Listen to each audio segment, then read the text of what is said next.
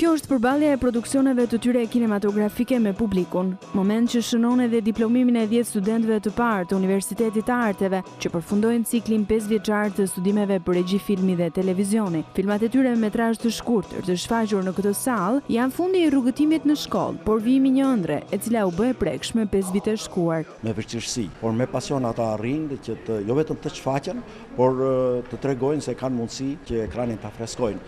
Dhe unë ndonjëherë bëhem xhelos me prurjet e tyre. Element të cilët janë shkolluar dhe janë në nivelet e duhura për të mirëpranuar, do të thoja, qoftë në median elektronike, sepse media elektronike ka qenë një shtysë shumë e madhe për ne që ne të ndikojmë ta hapim degën e regjisë filmit dhe televizionit. Rektori Petrit Mala flet për studentë të cilët kanë mundur të bëjnë rrugëtimin e tyre, edhe pse në shkollën e lartë të artit në vend, infrastruktura nuk është e plotë për ta.